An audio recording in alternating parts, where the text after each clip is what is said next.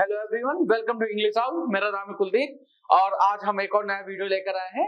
जो मेंस्ट्रुएशन की जो पार्ट 1 मैंने अपलोड किया हुआ था, जो सीटेट और यूपी टेट के जो प्रीवियस ईयर इंपॉर्टेंट क्वेश्चंस हैं, उसका मैंने पार्ट 1 अपलोड किया हुआ था। तो उसमें कुछ क्वेश्चंस और भी मेंस्ट्रुएशन के रह जाते हैं, तो वो आज की वीडियो में हम डिस्कस करेंगे कि यूपी टेट और सीटेट के जो मेंस्ट्रुएशन के जितने भी इंपॉर्टेंट क्वेश्चंस हैं, तो वो आज आपके सारे के सारे कवर हो जाएंगे। कॉन्सेप्ट के साथ आपके सारे क्वेश्चंस कवर हो जाएंगे। ठीक है, तो वीडियो एंड तक देखिएगा। चलिए वीडियो स्टार्ट करते हैं आज का। पहला क्वेश्चन ले लेते हैं मेंस्ट्रुएशन का। ABCD is a square with side AB is equal to x plus 16 centimetre and BC 3x centimetre. Then perimeter हमें बताना है उसका, इन पेरीमीटर सेंटीमीटर में होता है। ठीक है, तो हमें एक स्क्वायर है ABCD, उसके एक साइड का लेंथ दी गई x प्लस 16, दूसरे साइड की लेंथ दी गई है 3x। तो एक बात आपको पता होगा कि स्क्वायर जो होता है, जैसे ABCD स्क्वायर है, तो किसी भी स्क्वायर का जो हर एक साइड होता है वो बराबर होता है। ठीक है, तो AB जो है वो x प्लस 16 है और BC क्या है 3x। AB और BC बराबर होते हैं, AB BC CD AD सारे के सारे बराबर होते हैं। स्क्वायर में हर एक साइड बराबर होता है। तो AB is equal to BC। AB की वैल्यू कितनी दी गई है x प्लस 16 और BC की वैल्यू कितनी दी गई है 3x। तो x plus 16 is equal to 3x। ठीक है, तो यहां से 2x की वैल्यू कितनी आ जाएगी 16, x की वैल्यू कितनी आ जाएगी 8। ठीक है, x की वैल्यू कितनी आ जाएगी 8। ये आपकी साइड नहीं है, साइड आपकी क्या है, चाहे आप यहां से या यहां से x की वैल्यू यहां पुट करेंगे तो AB की साइड कितनी आ जाएगी 24, या फिर BC में पुट करेंगे तो भी 24 आ जाएगा। ठीक है, तो आपको जो लेंथ आ गया वो आ गया कितना 24 सेंटीमीटर, एक साइड की लेंथ हो गई। अब हमसे क्या पूछा हुआ पेरीमीटर, तो पेरीमीटर का फॉर्मूला क्या होता है, पेरीमीटर फॉर्मूला स्क्वायर में 4a, a इज साइड, तो 4 इंटू 24 दैट इज 96 सेंटीमीटर आपका आंसर आ जाएगा, ऑप्शन 4। ठीक है, समझ में आ रहा है ना आपको, बहुत ही सिंपल क्वेश्चन था। किसी भी स्क्वायर के अगर साइड्स निकाले तो साइड्स में बराबर होते हैं, वहां से x की वैल्यू आ जाएगी, उसके बाद आप पुट करके साइड निकाल के फिर पेरीमीटर निकाल सकते हैं। चलिए देखिए दूसरा क्वेश्चन देख लेते हैं। 42 cubes of side 1 centimetre are glued together to form a solid cuboid. If the perimeter of the base of the cuboid is 18 centimeter, then its height, मतलब 42 आपके पास क्यूब्स हैं एक सेंटीमीटर के, वो मिला के क्यूबॉइड बना दिया गया है। ठीक है, अब जो क्यूबॉइड है उसका जो पेरीमीटर है, बेस का जो पेरीमीटर है वो 18 सेंटीमीटर है, तो उसकी हमें हाइट पता करनी है। एक बात बताइए, एक जो क्यूब है ये 1 सेंटीमीटर का, तो इसका वॉल्यूम क्या होगा, इसका अगर हम वॉल्यूम निकालेंगे तो 1 क्यूबिक सेंटीमीटर। ठीक है, ऐसे 42 क्यूब मिले तो उसको 42 क्यूब को मिला के तो 42 क्यूब का वॉल्यूम कितना हो जाएगा 42 क्यूबिक सेंटीमीटर। ये बात समझ में आ रहा है नहीं आपको, एक क्यूब का जो वॉल्यूम है वो 1 क्यूबिक सेंटीमीटर है, तो 42 का 42 क्यूबिक सेंटीमीटर हो जाएगा। ये मिला के 42 क्यूब एक क्यूबॉइड बन गया, ये देखिए एक क्यूबॉइड बन गया है। ठीक है, आप इसको थोड़ा सा ऐसे 3D में इमेजिन कर लीजिए, ये आपके पास एक क्यूबॉइड बन गया है। ठीक है, अब इस क्यूबॉइड का जो पेरीमीटर बेस है, ये पेरीमीटर बेस का ये पेरीमीटर हो गया। ठीक है, तो ये एक रेक्टेंगल है, रेक्टेंगल का पेरीमीटर क्या होता है 2l प्लस b। इसकी जो वैल्यू दी गई है वो हमें 18 सेंटीमीटर दी गई है, तो l प्लस b की वैल्यू कितनी आ गई 9 सेंटीमीटर। एक इक्वेशन तो आपके पास ये हो गया। ठीक है, L प्लस बी की वैल्यू 9 सेंटीमीटर। अब एक बात बताइए, 42 जो वॉल्यूम होता है 42 मिलके क्यूबॉइड बने, तो वॉल्यूम तो सेम ही रहता है, वॉल्यूम चेंज नहीं होता है। देखिए मेंस्ट्रुएशन में क्या होता है, जब वॉल्यूम का हम कोई एक चीज को दूसरे शेप में जब ढाल देते हैं तो वॉल्यूम में कोई इफेक्ट नहीं आता है। जैसे 42 क्यूबिक सेंटीमीटर सारे का क्यूब्स का वॉल्यूम का, तो इस क्यूबॉइड का भी वॉल्यूम जो होगा वो 42 क्यूबिक सेंटीमीटर ही होगा। यानी अगर क्यूबॉइड का वॉल्यूम क्या होता है LBH, इसका कितना है आंसर 42 ही होगा। ठीक है, इसकी वैल्यू 42 ही होगी। ठीक है, अब उसके बाद एक बात बताइए, L प्लस बी की वैल्यू आपको दी गई है 9 सेंटीमीटर, L प्लस बी की वैल्यू 9 है, LBH की वैल्यू 42 है, तो यहाँ पे ना एक थोड़ा सा आपको ना हिट एंड ट्रायल मारना पड़ेगा। जैसे 42 है, आप इसको ब्रेक कर लीजिए। 42 क्या लिखा हुआ है 2 इंटू 3 इंटू 7, अगर आप इसको ब्रेक करें 42 को तो 2 इंटू 3 इंटू 7 लिखा हुआ है। ठीक है, अब यहां से 3 आपके फैक्टर्स हैं, 3 वेरिएबल्स हैं, उनके 3 फैक्टर्स हैं, तो यहां से एक एक करके हम वैल्यूज पुट कर सकते हैं किसी एक की। देखिए L प्लस बी की वैल्यू 9 है, तो यहां पे देखिए 2 का समीशन क्या 9 हो रहा है, किसी का 7 और 2 9, इसका मतलब हम किसी एक को L को 7 ले लेते हैं और ब्रेथ को 2 ले लेते हैं। सेटिस्फाई कर रहा है ना आपका। अगर L 7 है 2 है तो 7 2 9 और यहाँ पे 7 2 फैक्टर्स में भी आ रहे हैं तो आपका सेटिस्फाई कर गया। तो हमारी H की वैल्यू कितनी हो जाएगी, जो बचा हुआ 3 है तो H की वैल्यू कितनी आ गई 3 सेंटीमीटर। आपका आंसर हो जाएगा 3। ठीक है, समझ में आया ना आपको कैसे करते हैं इस क्वेश्चन को, कि आप सबसे पहले वॉल्यूम को इक्वेट करिए। एक क्वेश्चन वो है, एक क्वेश्चन ये है, फैक्टर्स कर दीजिए, उसके बाद जो जो वहां पे आपको सेटिस्फाइड दिख रहा हो वो सेटिस्फाई कर दीजिए, आपको तीसरी वैल्यू आ जाएगी। ठीक है, बहुत ही अच्छा क्वेश्चन था ये। चलिए बढ़ते हैं अगले क्वेश्चन पर। The area of a trapezium shaped field is 720 square meter. The distance between two parallel sides is 20 meter and length of one parallel side is 35 meter. The length of the other parallel side. Question ये बोल रहा है एक कोई field है जो trapezium की shape में है, जो दोनों पैरेलल साइड्स हैं उनके बीच का डिस्टेंस 20 मीटर है और एक पैरेलल साइड की लेंथ 35 है, तो दूसरी पूछी गई है। देखिए कैसे करते हैं, देखिए एक ट्रेपेजियम बना लिया। ट्रेपेजियम कैसे होता है, एक ट्रेपेजियम बन गया, ये और ये पैरेलल होते हैं। मैं मान लेता हूं ए बी, ये सी डी। ठीक है, ये ट्रेपेजियम है। अब एक बात बताइए, इसका एरिया हमें दिया हुआ है 720 स्क्वायर मीटर, जो इसका एरिया है वो दिया हुआ है 720 स्क्वायर मीटर। ठीक है, अब हाइट कितनी दी गई है, distance between two parallel sides, इसकी जो हाइट है वो कितनी दी गई 20 मीटर। लेंथ एक साइड की 35 है, तो किसी भी एक को 35 मान लीजिए। अब मैं मान लेता हूं चलिए डीसी ये 35 मीटर है। ठीक है, अब दूसरे की पूछिए, हमें एबी की पूछिए, तो एरिया का फॉर्मूला आपको ट्रेपेजियम, एरिया ऑफ ट्रेपेजियम का फॉर्मूला आपको पता होना चाहिए, half into sum of parallel sides. Parallel sides, ये पैरेलल का साइन होता है, ये जो होता है पैरेलल का साइन होता है, half into sum of parallel sides into height. ठीक है, half into sum of parallel sides into height, ये होता है ट्रेपेजियम का एरिया का फॉर्मूला। अब यहां पे देखिए, हाफ तो ये सम ऑफ पैरेलल साइड्स कितनी होगी 35 है, ये ए बी है, तो 35 plus A B into height, height कितनी है 20, and that is equal to कितना दिया हुआ है इसके बराबर 720। एरिया हमको दिया हुआ है, हमसे ए बी की वैल्यू पूछिए। ठीक है, अब यहां से देखिए कट कर लेते हैं, 2 से ये 10 गया और 10 से एक 0 कट गया, तो 35 प्लस ए बी, इसकी वैल्यू कितनी है 72, तो ए बी की वैल्यू कितनी आ जाएगी 37 मीटर। ठीक है, समझ में आया कि नहीं आपको, आंसर 1। कैसे क्या, आपको एरिया को आपको इक्वेट करना है, एक लेंथ आपको गिवन है, अगर फॉर्मूला आपको पता है तो आप डायरेक्टली सबकी वैल्यूज पुट करके, एक वैल्यू आपको नहीं पता है बाकी एरिया की वैल्यू पता है तो आप आंसर निकाल सकते हैं। आपको खाली फॉर्मूला पता होना चाहिए। एरिया ऑफ ट्रेपेजियम क्या होता है, sum of parallel sides into height upon 2, ये डायरेक्टली फॉर्मूला होता है एरिया निकालने का ट्रेपेजियम का। चलिए बढ़ते हैं अगले क्वेश्चन पर। The base of an isosceles triangle is 48 centimetre and its area is 168 square metre, then the length of one of its equal side is. Question बहुत ही सिंपल है। क्वेश्चन क्या बोल रहा है, एक आइसोसेलेस ट्रायंगल है जिसका बेस जो है वो 48 सेंटीमीटर है, यानी एक आइसोसेलेस ट्रायंगल बना लेते हैं। आइसोसेलेस ट्रायंगल होता क्या है, पहले एक बात बताइए। आइसोसेलेस ट्रायंगल वो होता है जिसकी किसी भी ट्रायंगल अगर की दो साइड्स अगर बराबर हैं तो वो आइसोसेलेस ट्रायंगल होता है, अगर तीनों साइड बराबर है तो वो इक्विलेटरल ट्रायंगल होता है। ठीक है, ये पता होना चाहिए आपको। तो इस आइसोसेलेस ट्रायंगल की जो बेस है ये 48 सेंटीमीटर, ये 48 सेंटीमीटर है और इसका एरिया है 168 स्क्वायर मीटर। तो एक बात बताइए, किसी भी ट्रायंगल का एरिया क्या होता है, area of any triangle, area of triangle क्या होता है, half into base into height. Area of triangle क्या होता है, half into base into height. Area of triangle कितना दिया 168 is equal to half into base कितना दिया 48 इंटू हाइट, हाइट को ऐसे ले लेता हूं मैं, तो ये 24 और 24 इंटू 7। ठीक है, तो h की वैल्यू कितनी आ गई 7 सेंटीमीटर। ठीक है, हाइट जो आ गई इसकी वो हो गई 7 सेंटीमीटर। ये जो हाइट है ये 7, हाइट जो होती है वो परपेंडिकुलर होती है इस बेस के। ठीक है, वो 7 सेंटीमीटर आ गई। एक बात और याद रखिए, कभी भी इक्विलेटरल ट्रायंगल में और जो आइसोसेलेस ट्रायंगल में, दोनों ये जैसा आइसोसेलेस है, आइसोसेलेस ट्रायंगल में या फिर इक्विलेटरल ट्रायंगल में जो हाइट होती है वो बेस को आधा आधा डिवाइड करती है। मतलब जो हाइट होती है वो एक टाइप का मीडियन होता है। मतलब मीडियन क्या होता है, सामने वाली साइड को हाफ हाफ डिवाइड कर दे।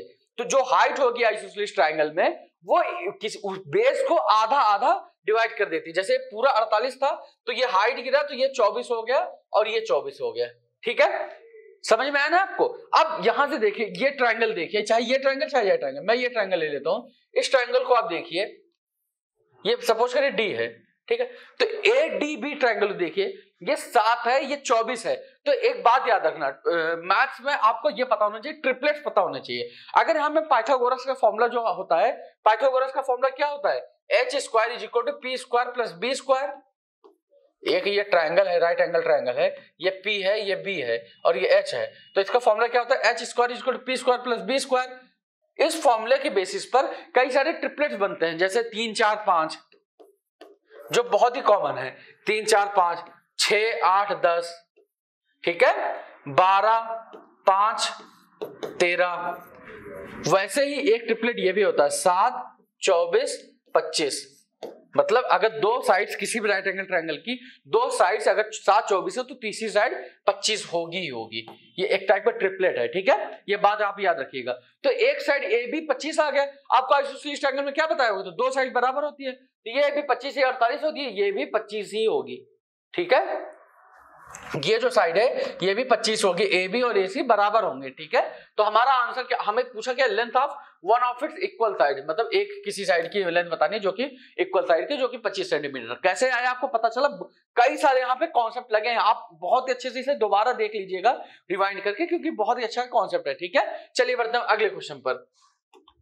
अगला क्वेश्चन देखिए, area of square is 16 by pi of the area of a circle. मतलब स्क्वायर और सर्कल का जो रेशियो है 16 बाय पाई है। Ratio of the side of the square to the diameter of the circle. देखिए, एक square का और सर्कल का जो एरिया का रेशियो है वो 16 बाय पाई है। तो हमें स्क्वायर के साइड का और सर्कल के डायमीटर का रेशियो बताना है, ठीक है।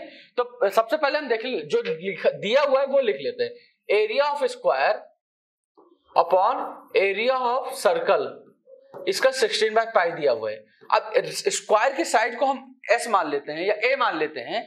एक स्क्वायर है, उसकी साइड A है, और एक सर्कल है जिसका रेडियस R है।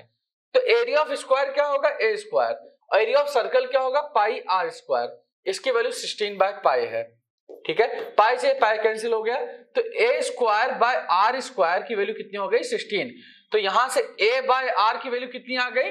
4 बाय 1। मतलब अगर एरिया साइड जो है स्क्वायर की वो 4 है तो रेडियस 1 है, और डायमीटर कितना होता है? 2r। किसी भी सर्कल का डायमीटर कितना होगा? रेडियस का डबल। तो अगर रेडियस 1 है तो डायमीटर कितना हो गया? 2। अब हमसे पूछा क्या है? Ratio of the side, square के जो साइड है उसका और डायमीटर का रेशियो। तो a अपॉन डी, a हमारा 4 है, d हमारा 2 है, तो 4/2 दैट इज 2:1 का रेशियो आ जाएगा आपका ऑप्शन 2, ठीक है। समझ में आया ना आपको? सबसे पहले आप एरिया के फॉर्मूला लगा के आप इक्वेट करिए, वहां से ए और आर की वैल्यू आ जाएगी, वहां से डी की वैल्यू आ जाएगी, और उसके बाद आप ए और डी का रेशियो बता सकते हैं, ठीक है। बहुत ही अच्छा क्वेश्चन था। चलिए बढ़ते हैं अगले क्वेश्चन पर। 4 times the area of the curve surface area of a cylinder is equal to the 6 times of the sum of the areas of the bases.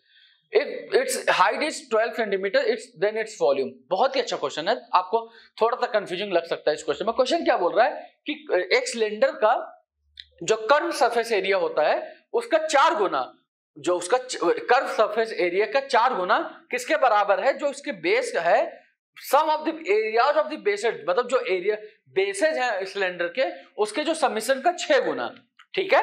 तो हमें पता हाइट अगर 12 सेंटीमीटर देखिए तो वॉल्यूम करते कैसे वो देखिए एक सिलेंडर है ये, तो इसका जो कर्व सरफेस एरिया है ये मान लेता हूं मैं R है, और हाइट तो h दी गई है, 12 सेंटीमीटर दी गई है हमें, ठीक है। हाइट तो 12 दी गई है और रेडियस हमने R मान लिया।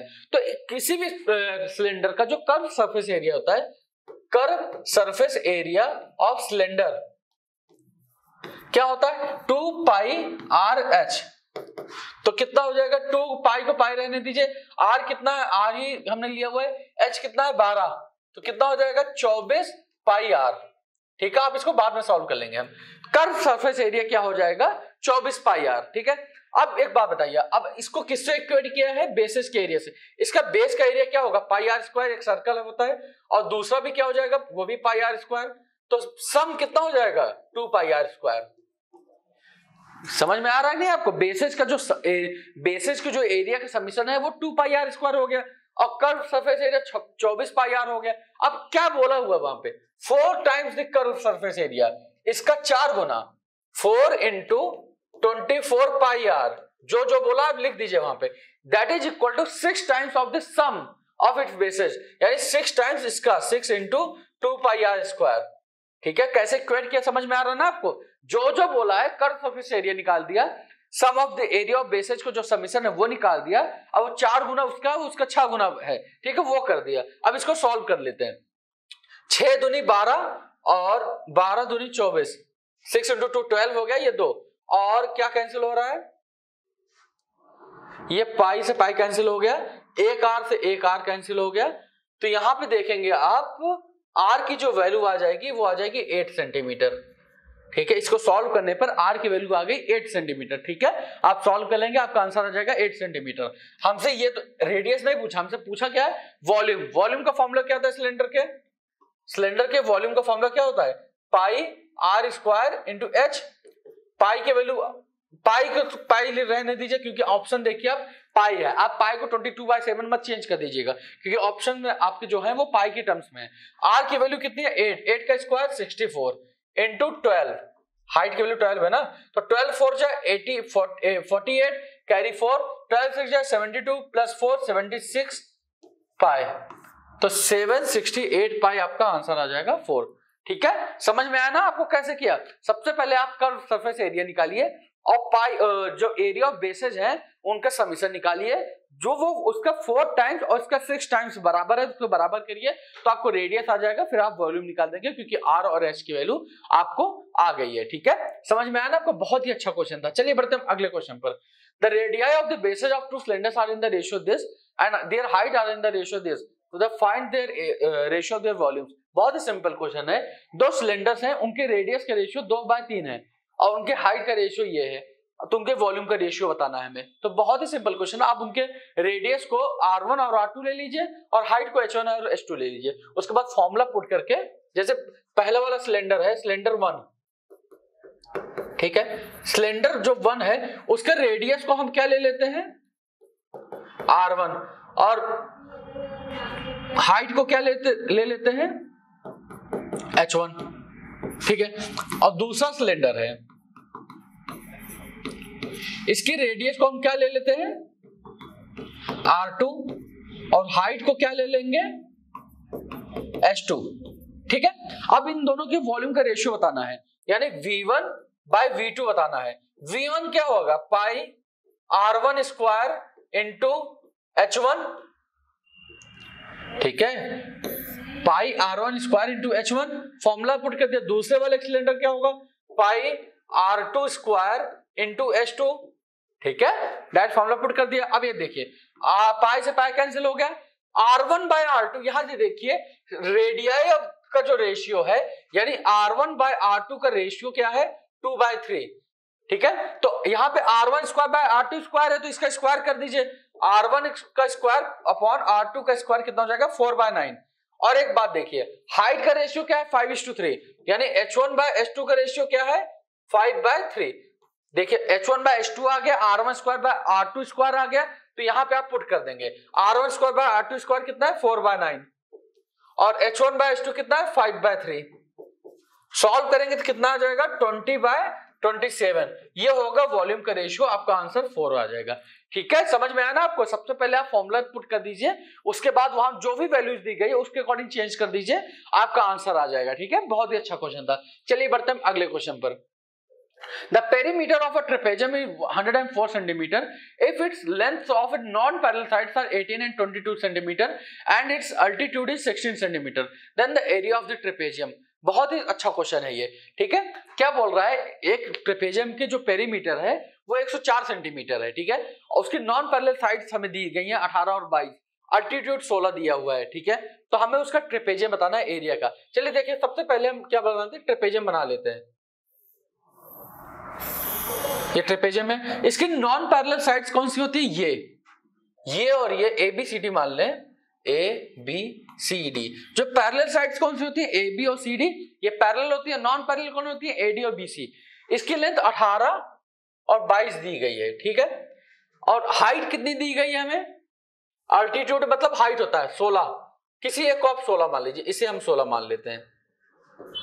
ठीक है, इसे आप 16 मान लीजिए, या हाइट 16 दी गई है, ठीक है।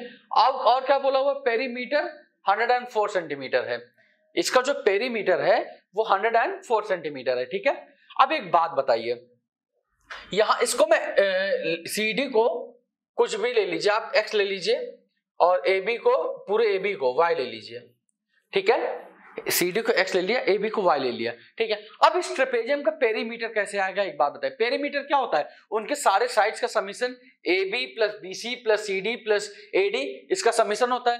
पेरीमीटर ऑफ ट्रेपेजियम क्या होगा, पेरीमीटर क्या होगा इस ट्रेपेजियम का, AB यानी y प्लस BC यानी 22 plus CD is equal to x, उसके बाद क्या आ गया, AD दैट इज 18, ठीक है। पेरीमीटर तो यही होता है, सारे साइड समीकरण। अब पेरीमीटर की वैल्यू दी गई है हमें 104 सेंटीमीटर, यहां पुट कर दीजिए 104, तो यहां से x प्लस वाई 22 18 40 आ जाएगा, तो x प्लस वाई की वैल्यू कितनी आ जाएगी, 64 सेंटीमीटर, ठीक है। जो AB प्लस DC की वैल्यू कितनी आ गई, 64 centimetre, x plus Y, AB को हमने y लिया, CD को x लिया है, तो x प्लस वाई की वैल्यू कितनी आ गई, 64 सेंटीमीटर।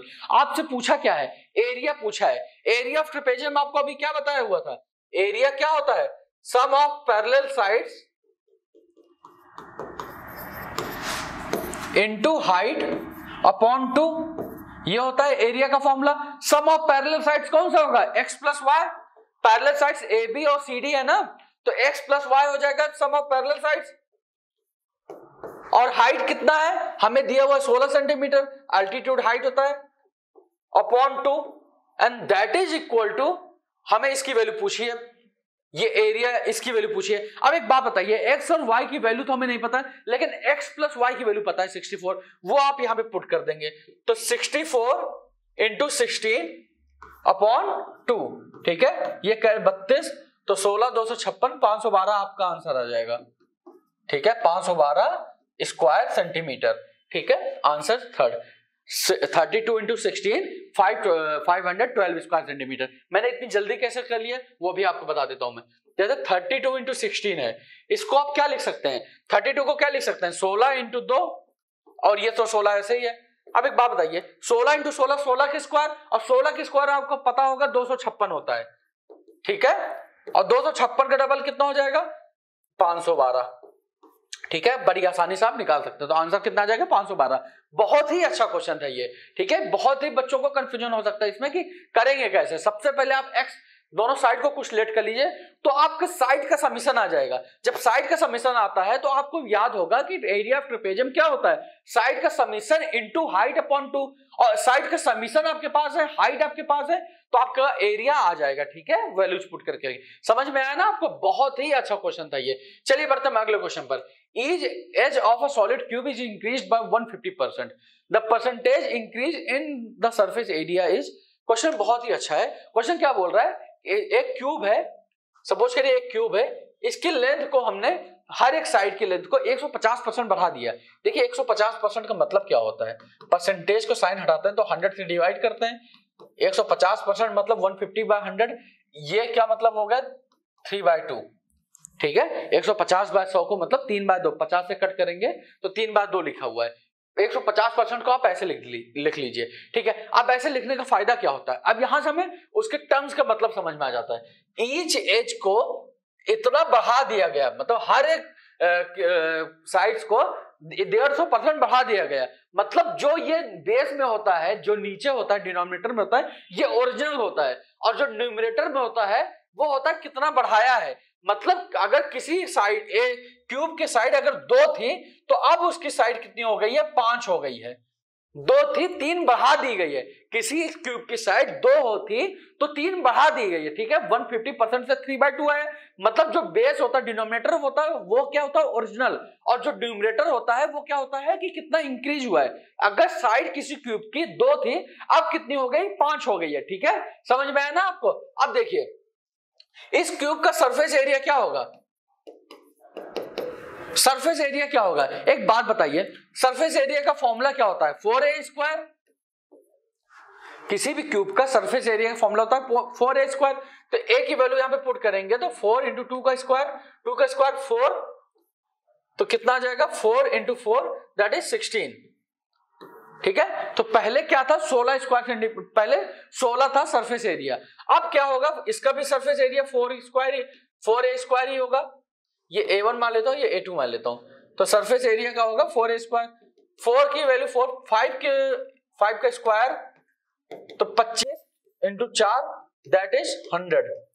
मतलब पहले वाली क्यूब का सरफेस एरिया 16 था, तो अब वाले क्यूब का सरफेस एरिया कितना हो गया 100 हो गया। ठीक है, तो अब यहां से क्या करेंगे हम, इंक्रीज कितना हुआ है, परसेंटेज पूछा है ना, परसेंटेज यहां पे सॉल्व करता हूं मैं, परसेंटेज इंक्रीज हमसे पूछा है, तो परसेंटेज इंक्रीज का मतलब पहले देखिए इंक्रीज कितना हुआ है, 16 से 100 हुआ है, तो 100 माइनस 16 84, मतलब 84 यूनिट बढ़ गया है ना, 16 यूनिट पहले था अब 100 हो गया सरफेस एरिया, तो 84 यूनिट बढ़ गया है।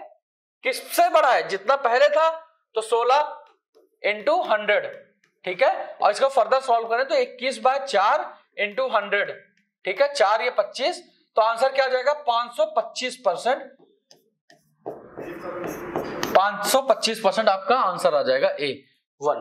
ठीक है, समझ में आया ना आपको। सबसे पहले परसेंटेज से ही आप वैल्यूज को देख सकते हैं कि वैल्यूज क्या रिलेट करना है हमें आपको वैल्यूज कौन सी रिलेट करनी है, वो परसेंटेज को आप फ्रैक्शन में चेंज करिए, वहां से आपको जो रेशियो आएगा, जो डिनोमिनेटर होता है वो होता है ओरिजिनल, जो ओरिजिनल साइड थी, और न्यूमरेटर होता है उसमें होता है कितना चेंज हुआ है, इंक्रीज हुआ ना, तो अगर 2 साइड थी उसमें 3 का इंक्रीमेंट हुआ है, यानी 2 से वो 5 हो चुकी है, वहां से आप सरफेस एरिया का फॉर्मूला निकाल के दोनों का आप निकाल सकते हैं, फिर परसेंटेज इंक्रीज और डिक्रीज निकाल सकते हैं। ठीक है, समझ में आया ना आपको, बहुत ही अच्छा क्वेश्चन था ये। चलिए फिर तो ये सेशन यहीं पे एंड होता है। ठीक है, ये मेंस्ट्रुएशन के जितने भी इंपॉर्टेंट प्रीवियस ईयर क्वेश्चन थे सारे के सारे मैंने यहाँ पे डिस्कस कर लिया अच्छे अच्छे कॉन्सेप्ट के साथ। तो आई होप ये वीडियो बहुत ही अच्छा लगा होगा आपको, ये वीडियो बार बार देखिएगा, दूसरों को भी रिकमेंड करिएगा जो भी प्रिपरेशन की फील्ड में है आपके सीटेट और यूपीटेट के, उनको, और ये दूसरे भी एग्जाम्स के उनमें भी ये बहुत ही अच्छे क्वेश्चन है। ये क्वेश्चन ऐसे हैं जो खाली यूपीटेट और सीटेट में नहीं, आप किसी भी कॉम्पिटेटिव एग्जाम्स में ले लीजिए जिसमें मैथ्स आता है, ये क्वेश्चन जरूर से जरूर वहां पे आएंगे, या थोड़ा सा चेंज करके लैंग्वेज में थोड़ा सा डिफर करके ये क्वेश्चंस वहां पे पूछे जाते हैं। ठीक है, तो आई होप ये वीडियो बहुत ही अच्छा लगा होगा आपको। वीडियो अच्छा लगा तो प्लीज वीडियो को लाइक करिएगा, चैनल को सब्सक्राइब करिएगा। हम जल्दी मिलेंगे कुछ और नए टॉपिक और नए अच्छे वीडियो के साथ। Thank you.